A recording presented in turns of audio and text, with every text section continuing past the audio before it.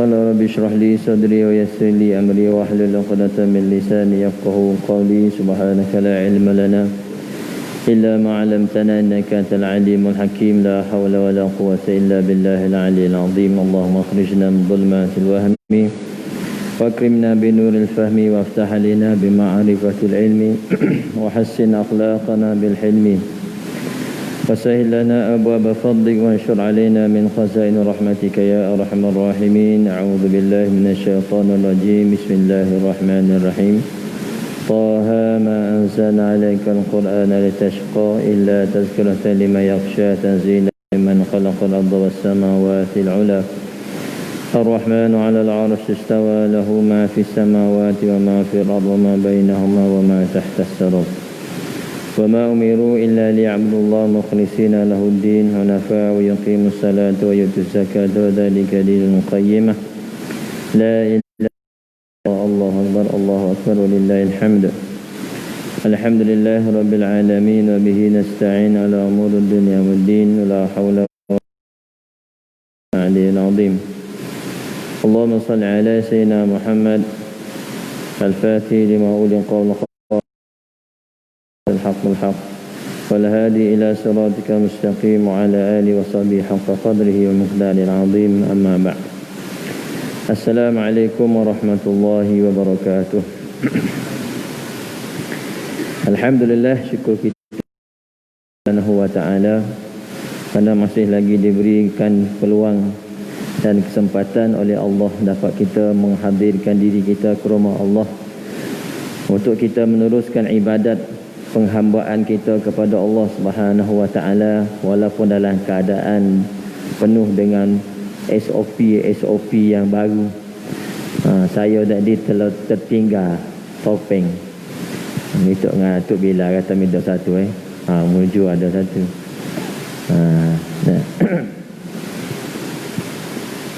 Satu lagi sebab makan durian. Janganlah pakai lah. Pakai durian ni dia punya sedawa dia tu tak tahan lah. Molek juga pakai topeng ni, sedawa tu. Ala kulli hal, mudah-mudahan dengan SOP yang akan katanya dia akan diketatkan 1 Ogos ni, harap-harap kita semua dapat jaga-jagalah. Dan jangan lupa bergantung kita kepada Allah Subhanahu wa ta'ala. Kerana Allah Ta'ala sahaja yang boleh mengangkat benda-benda ni. Allah sahaja yang boleh menyelesaikan. Allah Ta'ala sahaja yang boleh mendatangkan mudarat, memberi manfaat. Allah Ta'ala sahaja. Itu dalam hati kena ada. Jangan kita hanya berpegang pada zahir kita, usaha kita sahaja. Jangan sampai kita terlepas. Jangan sampai terlepas kita dengan Allah Subhanahu wa ta'ala. Walaupun kita kata orang duk buat hashtag kita jaga kita, tapi ada satu lagi, Allah jaga kita. Orang duk sebar kita jaga kita. Kalau zahir saja tak apa. Kalaulah dia sebut di zahir dan dipegang di batin, Mu'tazilah lah dia. Nak sebut di mulut saja tak apa, tapi hakikat Allah jaga kita. Itu dia. Mudah-mudahan kita orang beriman macam itulah. Nak kata di zahir kata je lah, tapi di batin tu kena ada ilmu. Siapa yang jaga kita? Allah. Jadi mudah-mudahan berkat kepatuhan kita dengan amal, dengan perintah selagi mana untuk menjaga masalah umum, insya-Allah Allah Taala akan selamatkan kita, insya-Allah. Baik, malam ni kita nak sambung kitab kita muka surat 58. Masih lagi dalam tajuk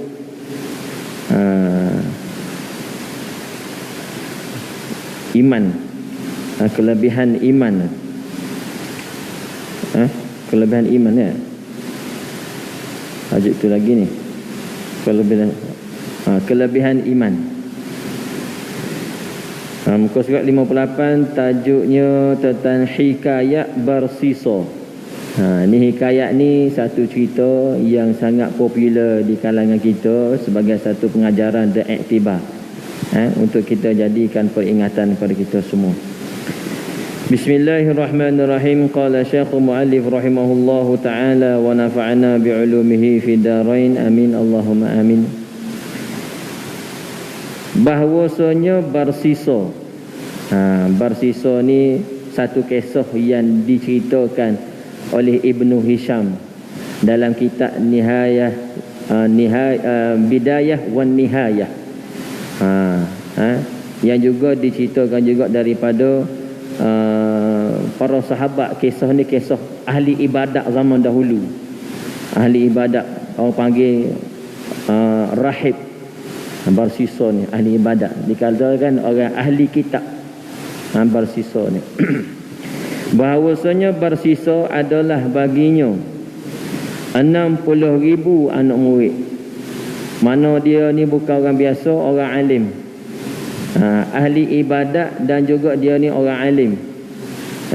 Kalau kita sekarang ni, orang ni kira pensyarah lah, lecturer di universiti. Sebab di universiti anak murid bukan 1,000, 2,000, 3,000, 4,000. Dan yang masuk setiap batch tu, setiap generasi tu banyak yang mengaji. Jadi tak mustahil lah ramai anak murid dia. Dan adalah mereka itu berjalan atas hawa dengan berkatnya. Hebat tak hebat bersisa ni, dia berjalan atas air, atas angin. Berjalan di atas hawa, di atas udara. Karomah dia ni, ahli ibadat bersisa ni, dia boleh berjalan di atas angin, ataupun bahasa kita ni terbang lah, terbang. Boleh bergerak. Kalau kita tengok cerita Piramli naik atas kapet, Zam-Zam ala Kazam tu kan, dia tak, dia boleh berjalan atas udara, tak perlu kapal terbang. Memang benda ni ada karomah pada aulia, pada wali-wali memang ada karomah boleh terbang di udara. Bukan benda yang dia reka-reka. Dan ilmu tu ada, ilmu nak terbang di udara ni ada. Cuma syarat bagi orang yang nak ambil ilmu ni tu, dia ada syarat yang ketat untuk nak belajar ilmu ni. Ilmu karomah, orang panggil ilmu hikmah. Macam kita pernah dengar, zaman komuni kita dengar tentang parang terbang. Parang terbang Kiai Haji Saleh. Habis semua orang-orang yang menentang Melayu masa tu pakak takut. Sebab apa? Parang terbang. Dia ada ilmu hikmah yang digunakan para alim ulama, mereka yang tawajuh dengan Allah Ta'ala, dia boleh benda tu. Benda tu tak mustahil kalau Allah Ta'ala nak bagi. Dan juga berlaku pada bersisa ni, ahli ibadat, yang karomah dia dengan berkat dia tu boleh berjalan di atas hawa. Tetapi maka mati ia atas kufur. Nampak Allah Ta'ala beri kebaikan pada dia, tapi akhir sekali mati ia dalam keadaan kufur kepada, na'udzubillah min dzalik. Bersisa ni, apa kisah dia sehingga kan dia ni orang alim, ada anak murid ramai, boleh berjalan di udara, tapi akhir sekali mati dalam kekufuran? Apa cerita dia? Dia ahli ibadat, ibadat dia lebih hebat daripada ibadat kita, dekat dia dengan Allah Ta'ala lebih daripada kita, kan? Tapi akhir sekali mati kufur kepada Allah Subhanahu Wa Ta'ala. Na'udzubillah. Dia kata sini, dan adalah ia, yakni bersisa ini, berbuat ibadat akan Allah hingga takjub, hingga hairan, kehairanan. Siapa hairan ni? Hairan segala malaikat daripada ibadatnya. Malaikat pun kalah dengan dia. Masya Allah. Bersisa ni, tapi akhir sekali mati kafir. Itu dia. Maka firman Allah Ta'ala bagi malaikat, malaikat pun kata, Allah Ta'ala pun kata kepada malaikat, kerana apa kamu takjub daripadanya? Mu nak takjub buat apa dengan dia tu, si bersisa ni? Dia kata bahawasanya aku ketahui barang yang kamu tiada ketahui. Allah Ta'ala beri tahu malaikat, sebab Allah Ta'ala tengok malaikat ni rasa pelik dengan bersisa, beribadat hebat. Maka Allah Ta'ala kata pada malaikat, nak pelik buat apa? Aku tahu penghujung dia macam mana.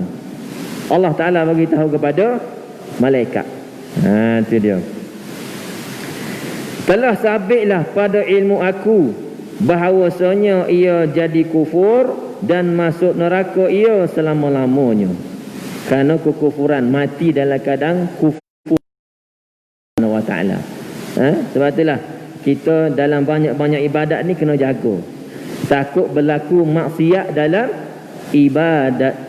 Buat ibadat banyak dah. Datang masjid, datang surau, banyak solat, banyak puasa, banyak zikir, banyak selawat. Tapi dalam ibadat tersebut ada maksiat. Kita dah ingat maksiat ni, minum arak, curi, merompak, bunuh orang. Tak. Bukan tu saja. Yang paling ditakuti maksiat di dalam ibadat.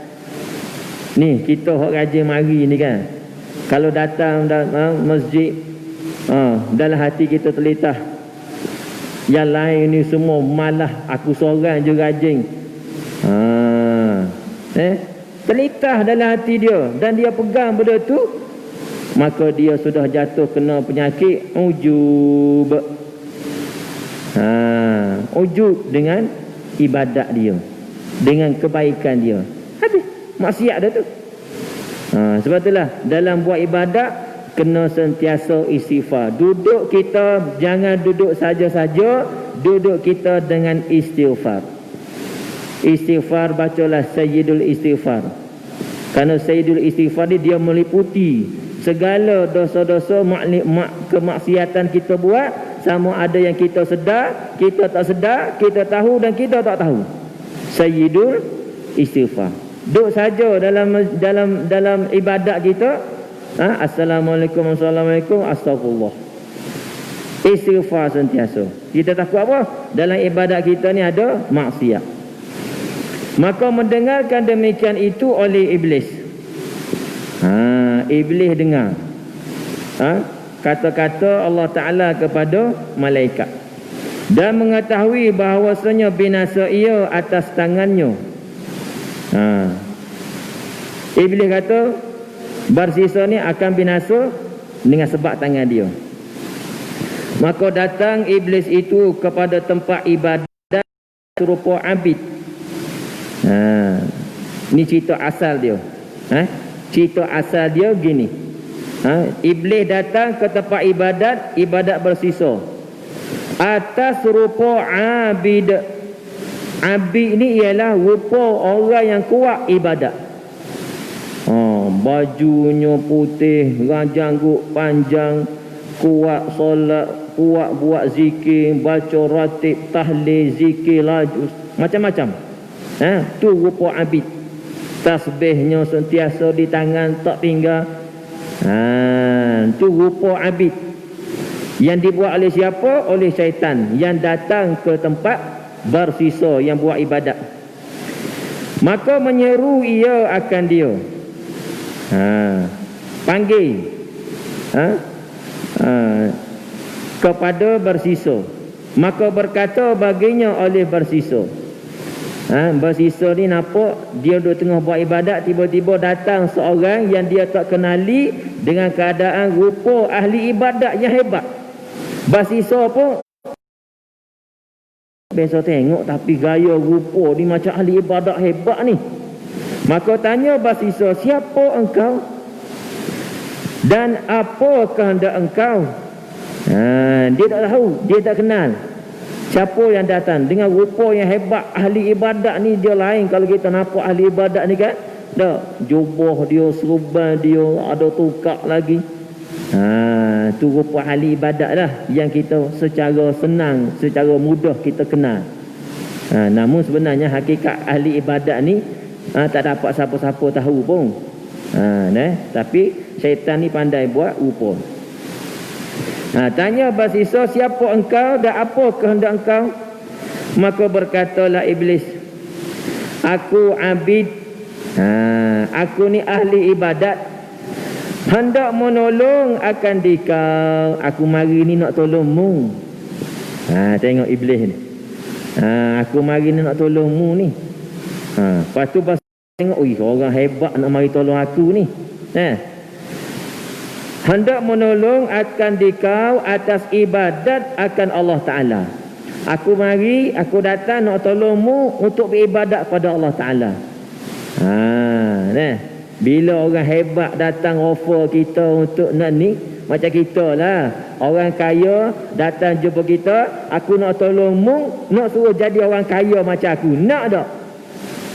Dia mari dengan bawa Ferrari, mari bawa BMW, pakai baju hok mahal-mahal, telefon hok canggih sekali, hok model baru sekali. Ni kita ada bisnes ni. Bisnes ni sebulan ni kaya, boleh duit 6 angka satu bulan, nak tak? Molek ni. Bisnes apa? LLM ke? Kita ni lah. Macam-macam bisnes. Download saja aplikasi ni, lepas tu cari dalam masa seminggu daripada 3 angka 4 angka. Lepas tu jadi 6 angka sebulan. Banyak. Dan 2 bulan kamu akan dapat merasai kereta seperti mana kamu lihat. Kereta pinjam. Dah. Macam itulah iblis ni. Maka iblis kata, aku datang nak menolong engkau buat ibadat pada Allah Ta'ala. Maka hati-hatilah orang yang ajak untuk nak menego, takut guna cara iblis. Marilah join. Kita ada seminar ni. Seminar kaya cepat. Bayar yuran RM3 je saja. Moleklah nak buat bisnes tu. Jangan guna cara iblis ni. Maka berkata dia, maka berbuat ibadat ia 3 hari. Abi ajar kepada bersisa, buat ibadat 3 hari.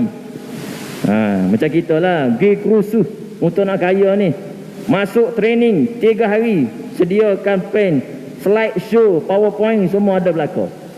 Dah sebulan nak 6 akar ni. Tu dia. Dia kata ibadat ia 3 hari, tiada tidur, tiada makan, tiada minum. Hebat sungguh. Tak makan, tak tidur, duk ibadat, duk rokok, macam-macam, Masya Allah. Maka berkata bersisa, dia tengok iblis tu buat ibadat. Dia duduk sebelah, dia pun buat ibadat, hati tak rasa tenang dah. Pandai. Gitulah. Orang yang betul-betul nak hebat ni, gitulah dia buat. Dia tunjuk graf perancangan perniagaan dia. Gini, saya dah buat gini, saya dah dapat downline saya dapat istilah-istilah adalah. Orang duduk dalam kerja tahu dia lah. Saya downline saya punya tak erti nak sebut ni graf ni, belek file, perak belek file. Ni graf ni, buka telefon lagi, tak cukup telefon, laptop tengok. Slide pula. Jadi orang yang betul-betul nak 6 akar ni, tak makan, tak tidur, cari customer. Siapa anak berselerak tabak di rumah. Beritahu kepada isteri, jangan risau yang sebulan 6 akar abang ni. Rupa-rupanya yang dia masuk ni nipu. Kena bayar deposit dululah 2,000, 3,000, habis. Tu kerja orang tak berapa molek lah. Maka bersisa kata, aku tidur dan makan dan minum, engkau tiada makan dan tiada minum. Hebatnya. Tak boleh jadi ni. Kata bersisa, aku ibadat juga, ahli ibadat juga, tapi aku makan, aku tidur, aku minum, tapi engkau tak makan, tak tidur, tak minum. Maka apa helahku supaya jadi aku seperti kau? Apa yang aku nak buat supaya aku jadi hebat macammu? Tanya bersisa. Hati dia dah bergerak-gerak dah. Tak boleh jadi ni. Maka kata iblis, dia pun masuk jagung, perang. Kata iblis, kalau mu nak rasa macam aku buat ibadat, tak terfikir soal makan, tak terfikir soal tidur, soal minum, tak fikir langsung. Yang fikir ibadat, kenapa aku boleh buat macam tu? Kerana gini cara dia. Supaya datang perasaan sungguh-sungguh tu, kata iblis, buatlah maksiat olehmu. Dia suruh buat maksiat. Kalau mu nak rasa manis ibadat sehingga tak terfikir makan, minum, tidur, buat maksiat. Buat maksiat olehmu akan Allah Ta'ala, kemudian engkau taubat. Buat maksiat lepas tu taubatlah. Maka Allah Ta'ala amat mengampuni hingga mendapat engkau akan manis taat, manis ibadat. Bila kamu dah buat ibadat, buat maksiat, kamu akan menyesal. Bila menyesal sungguh-sungguh, buat ibadat dah tak terfikir dah. Sampai tak terfikir soal makan, minum, sebab dah rasa menyesal sungguh-sungguh ni. Sebab itulah buat maksiat. Makin besar maksiat kamu buat, makin besar penyesalan. Bila besar penyesalan, makin kuat ibadatmu pada Allah Ta'ala. Katanya iblis. Nak try tak? Jangan try. Betul sungguh kau. Ini pengajaran untuk kita, jangan cubalah. Maka kata bersisa. Bila kata syaitan kata gitu, dia dah masuk jarum dia, kata bersisa, betapa aku buat maksiat akan dia. Macam mana aku nak buat maksiat? Kemudian daripada berbuat ibadat akan dia, bahagian-bahagian tahu macam mana nak buat maksiat. Aku dah ibadat dah bertahun-tahun dah. Dah buat ibadat bertahun-tahun, macam mana nak buat maksiat? Maka kata iblis, engkau buat maksiat, kemudian engkau minta ampun. Apa salahnya? Buat maksiat dululah. Kan kita dah yakin Allah Ta'ala Maha Pengampun. Syaitan ni. Syaitan dia masuk jarum dia. Itu dia. Macam itulah buat bisnes sampai terlupa semayang. Tak apa. Lepas ni bila ada duit, mudah kita kereta besar.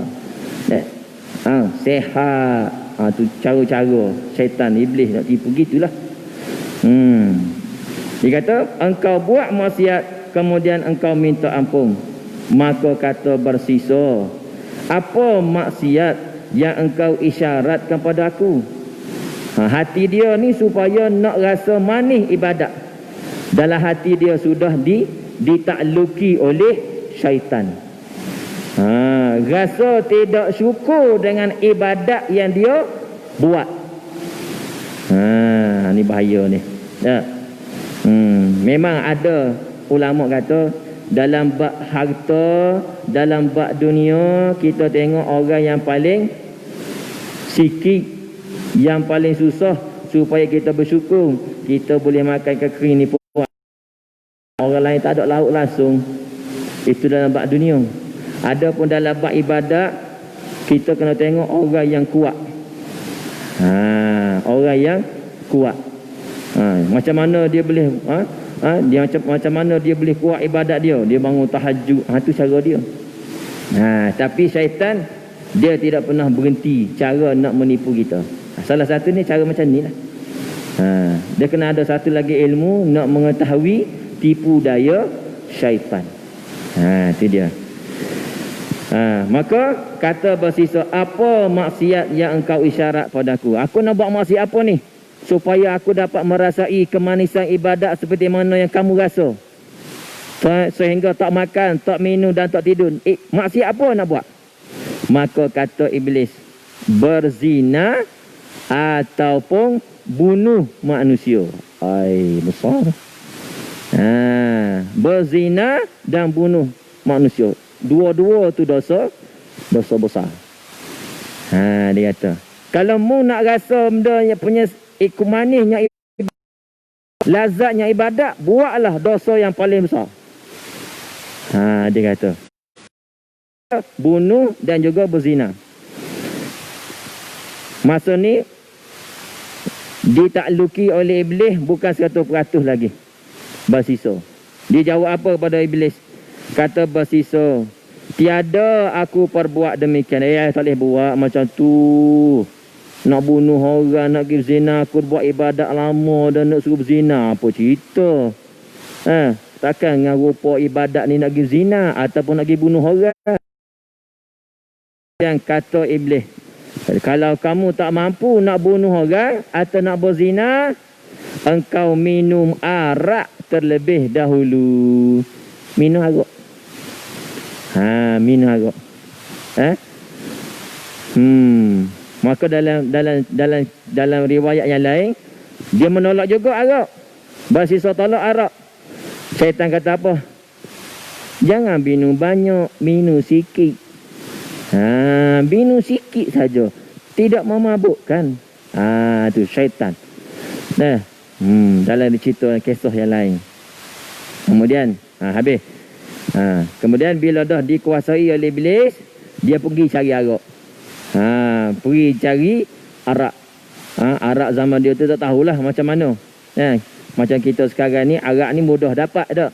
G99 pun ada, 7-Eleven pun ada. Maka melihat ia, bila dia pergi cari arak, maka melihat ia, dia dah dikuasai dah ni. Sudah ditakluki oleh tipu daya. Kerana nak dapatkan kemanisan ibadat, bukan lagi buat kerana Allah Ta'ala, tetapi buat ibadat kerana nafsu. Ni bahaya ni. Buat ibadat kerana nafsu. Nak bertanding. Nak nak dipanggil? Nak dalam bentuk seolah-olah macam pertandingan. Siapa lebih bagus ibadat dia? Siapa paling kuat ibadat dia? Tu. Lari niat dia kerana Allah. Na'udzubillah.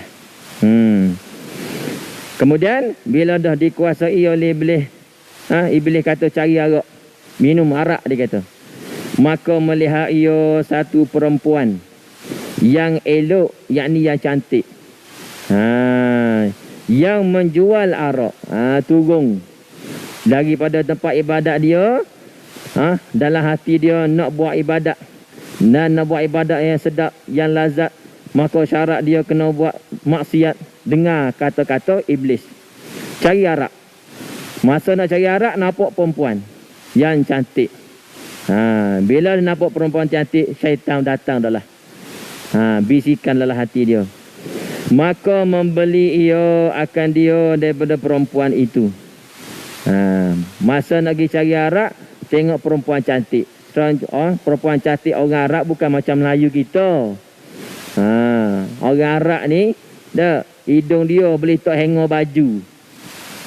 Ni, kalau dia pakai nikah pun, mata dia kelip tu pun, getar juga. Orang Arab ni. Tambah-tambah orang sebelah Turki ke, belah Syria ke, Masya Allah, takut. Takut lekat. Orang Melayu tak apa, Melayu ni tak ada. Tak apa pun kena juga. Maka bila tengok perempuan yang jual arak tu, maka dia pun beli. Bila beli, maka meminum akan dia. Asalnya sikit, lama-lama tambah sikit. Bila dah kena air kecing syaitan tu, makin lama makin sedap, makin lama makin sedap buat maksiat. Akhir sekali mabuk ia. Bila dah mabuk, maka berzinalah ia dengan perempuan itu. Zina lah. Betul kalau kita dengar macam pesta arak, kemuncak dia adalah zina. Itu tabiat arak yang dibuat, yang datang daripada iblis. Tabiat dia gitu. Kalau tak zina pun langgar orang arak ni. Ataupun dia dah zina, mabuk lagi, naik kereta, dia langgar orang. Macam kita tengok dalam Facebook tu kan, orang yang mabuk bawa kereta langgar orang. Sebelum tu tak tahu dia apa-apa. Mungkin ada parti. Parti tu apa dia? Parti mungkin ada parti hubungan antara lelaki perempuan, percampuran pergaulan lelaki perempuan, mungkin situ dah berlaku zina dah. Dia tak boleh lari. Arak, zina, bunuh orang. Betul lah.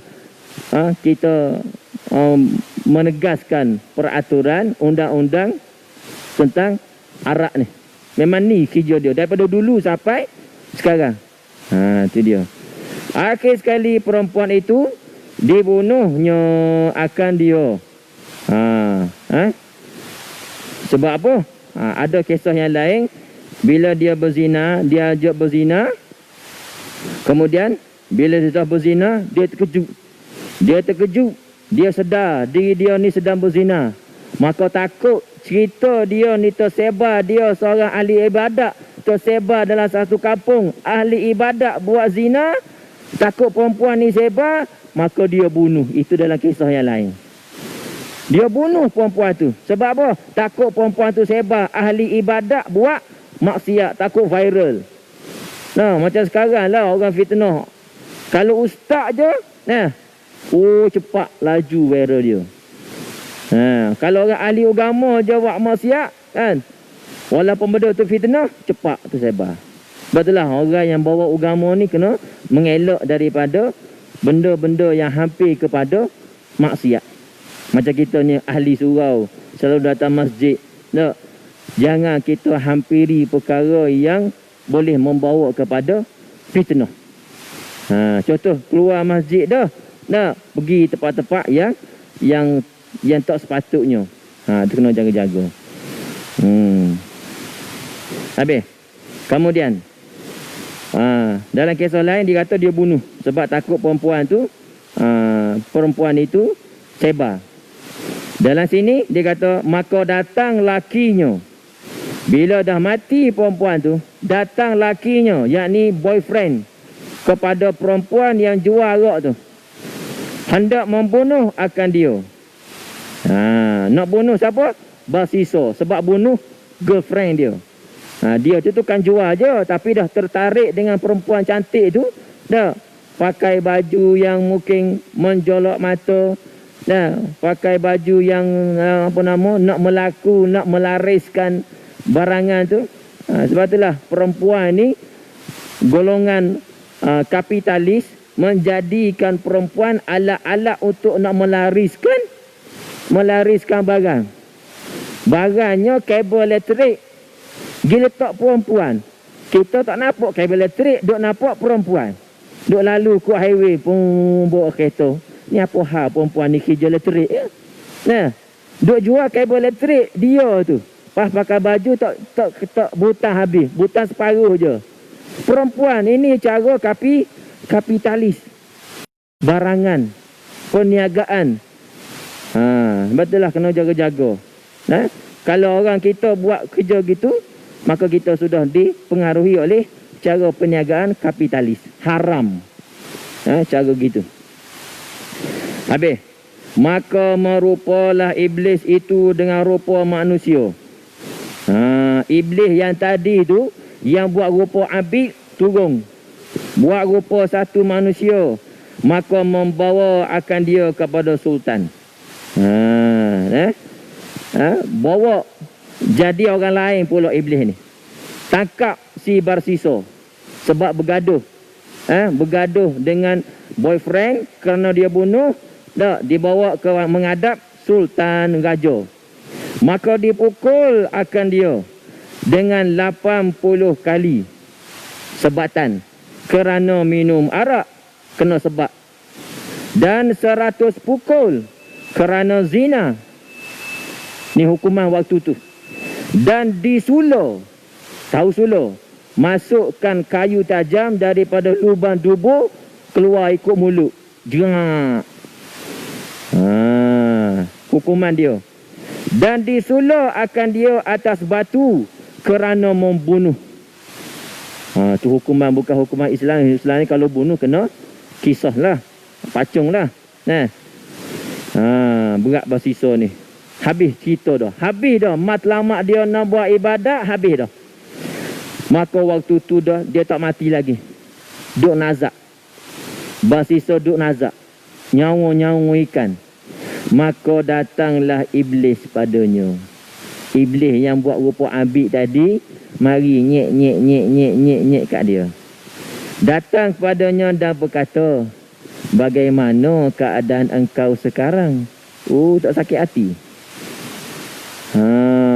Kamu dah menyesakkan aku, kamu dah merosakkan aku daripada aku ahli ibadat bertahun-tahun. Kononnya nak merasa kemanisan, aku tertipu denganmu. Maka katalah bersisa, inilah keadaan orang yang mengikut akan taulan sahabat yang jahat. Maka kata iblis, beginilah bersisa kata, beginilah keadaanku kerana ikut kata-katamu. Maka kata iblis kata apa? Adalah aku membala akan dikau di dalam 220 tahun hingga disula kau. Maka jika engkau kehendak aku lepaskan dikau, maka kata ia, aku berkehendak dan aku beri akan dikau apa yang engkau kehendak. Iblis kata, aku ni duk merana kerana-mu selama 220 tahun. Sebab apa? Dia dah tahu cerita ni daripada malaikat. Iblis ni. Maka kalau kamu nak selamat daripada ni, daripada siksaan ni, katanya iblis, sujud olehmu akan daku. Sujud. Kalau kamu nak selamat. Maka kata ia, betapa aku sujud, bagaimana aku nak sujud? Dia dah nyawa-nyawa ikan dah. Dia dah kena sula dah. Sudah dicucuk daripada tubuh dia. Bagaimana aku sujud dan aku di atas kayu ini? Tak mati lagi. Iblis mari. Maka kata iblis, sujudlah olehmu dengan isyarat. Kalau tak boleh nak sujud seperti mana sujud semayang, sujudlah guna isyarat. Kena lagi. Kena lagi dia. Tertipu lagi. Sujudlah guna isyarat. Kalau kamu nak selamat. Maka sujud ia dengan isyarat dengan kepala, tunduk kepada syaitan. Lepas pada tunduk, maka mati dia dalam keadaan kufur. Habis dah cerita. Daripada tadi nak suruh rasa manis dak ibadat, nak suruh rasa sedap beribadat sehingga tak makan, tak minum, tak tidur, oleh kerana terpedaya dengan syaitan, habis. Penutupnya mati dalam keadaan kufur kepada Allah Subhanahu Wa Taala. Batulah dalam buat ibadat, para ulama mengatakan 5 perkara yang kita kena belajar dalam buat ibadat. Pertama, kena belajar tentang syarat ibadat. Kedua, rukun ibadat. Ketiga, perkara yang mengesahkan ibadat. Keempat, perkara membatalkan ibadat. Kelima, tipu daya syaitan. 5 benda ni kena cari ilmu ni. Maka benda ni di mana? Ada dalam ilmu fiqh, ada dalam ilmu tauhid, ada dalam ilmu tasawuf. Ketiga-tiga, 5 benda tadi ada dalam 3 ilmu. Carilah. Sebab syaitan akan tipu kita. Sama ada kita banyak ibadat ke, sikit ibadat ke, kerja dia tetap nak menipu kita. Saya ni ibadat sikit, syaitan tak terliur kot. Tak ada. Habis dia tipu. Saya ni ibadat semayang pun jarang-jarang. Semayang pun tidak, syaitan tak tipu. Padahal nak tipu dah tu. Sebab tak semayang. Saya ni puasa pun tidak. Syaitan tak tipu. Sebab ia tipu banyak ibadat. Tak. Tak kira siapa. Hok pakai serban ke, tak pakai serban ke, pakai seluar ke, tak pakai seluar ke, pakai kain, pakai jubah, tak pakai jubah ke, syaitan dia tak pilih. Dia tipu habis. Nah, cuma hok pakai serban, hok rajin datang masjid, syaitan dia letih sikit. Kalau hok jenis biasa-biasa, syaitan dia mudah, dia kata ni senang je ni. Kalau hok ada ilmu, dia datang hok lain, yang lain pula datang nak menyesak. Tu kena ingat sama-samalah. Mudah-mudahan Allah Ta'ala lindungi kita daripada tipu daya syaitan. Maka tak kalau kufur ia, kata iblis, bahawasanya aku lepas daripada engkau, bahawasanya aku takut akan Allah Rabbul Alamin. Seperti mana firman Allah Ta'ala, idh qala lil insani ukfur falamma kafara qala inni bari'um minka inni akhafu Allah Rabbul Alamin. Ni menata syaitan ni. Kalau bahasa Terengganu, bahasa Kelantan, bahasa nata syaitan ni. Bahasa nata, bahasa dia marah tu. Kalau Negeri Sembilan tak tahu marah macam mana. Kalau Kelantan, Terengganu, bahasa nata ni. Tu marah tu. Bila dia dah kufur, bila seseorang sudah disesatkan, syaitan kata apa? Aku lepas tangan.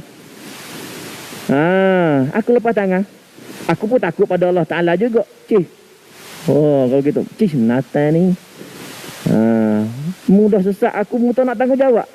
Dah. Sesat dah. Sebab itulah dalam neraka ada satu dialog dalam neraka. Dia kata, ahli neraka dengan syaitan bergaduh. Dia kata, aku masuk neraka sebabmu lah ni syaitan. Siapa suruh ikut aku? Syaitan kata. Iblis kata, siapa suruh ikut aku?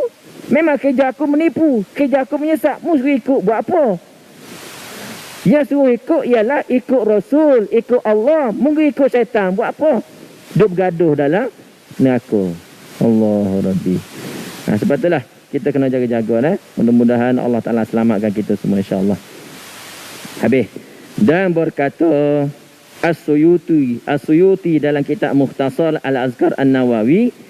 Ni dalam bab lain. Barang siapa berkata-kata pada ketika orang azan. Orang dua azan, Allahu Akbar, Allahu Akbar. Katanya Imam Suyuti dalam kitab dia, dalam Azkar, Mukhtasar Azkar, siapa berkata pada waktu azan dengan perkataan dunia, pasal dunia,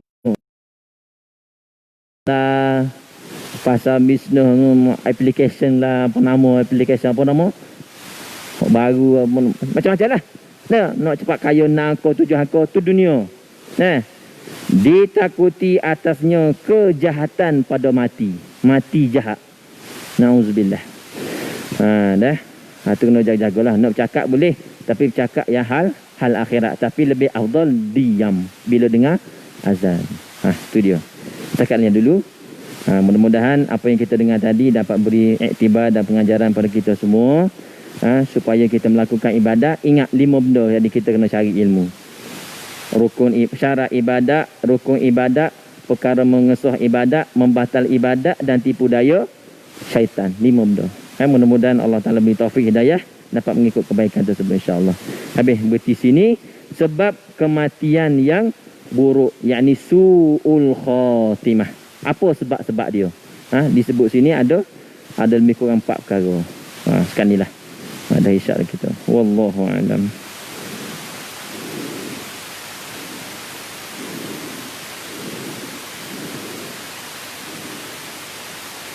A'udzubillahi minasyaitonir rajim. Bismillahirrahmanirrahim. Alhamdulillahirabbil alamin wassalatu wassalamu ala sayyidina Muhammad wa ala alihi ajma'in. Allahumma inna nas'aluka 'ilman nafi'an mahidatan wasi'an 'amalan salihan maqbulatan wa sa'adatan ad-dar wa husnul khatimah wa taqwa rizqin.